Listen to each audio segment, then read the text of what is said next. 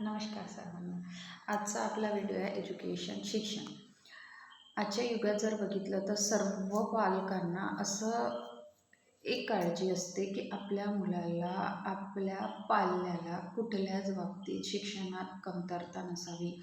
त्यांनी सगळ्या सर्वांगीण विकास करावा, सगळ्या क्षेत्रात त्यांनी कुठंतरी आपलं नाव लौकिक करावं आणि या समाजात एक असं स्थान प्राप्त करावा की त्या समाजाने त्याचं कौतुक केलं पाहिजे, हे सगळ्यांनाच वाटते.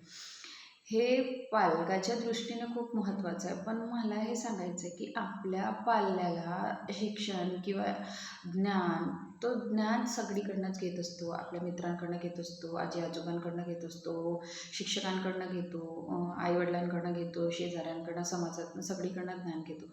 पण आता काय फॅड सुरू झालेलं आहे की आपण आपल्या पाल्याला फक्त CBSEच्याच शाळेत टाकल्याने तो कुठंतरी ज्ञानार्जन करेल. स्टेटला टाकलं तर CBSEपेक्षा कमी आहे, त्याच्यामुळे तो स्टेटला तेवढा काही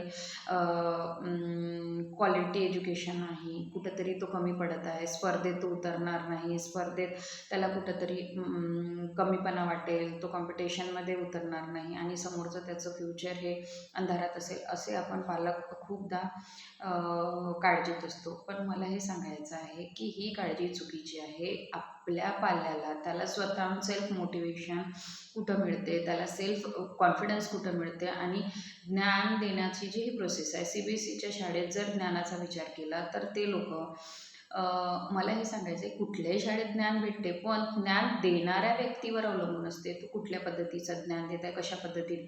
मग ते जिल्हा परिषदेची असो, हायस्कूलची असो, प्रायव्हेट असो, CBSE असो, स्टेट असो, कुठल्याही क्षेत्रात तो आपला पाल्य योग्य पद्धतीने ज्ञान घेऊन तो त्या ह्या कॉम्पिटिशनच्या AIच्या युगात तो कुठेतरी पुढे जाऊ शकतो आणि चांगल्या पद्धतीने आपल्या आयुष्यात यश मिळवू शकतो.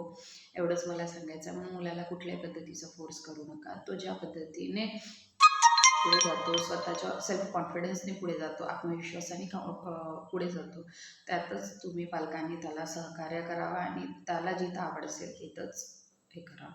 एवढंच मला सांगायचं आहे. लाईक करा. बाय.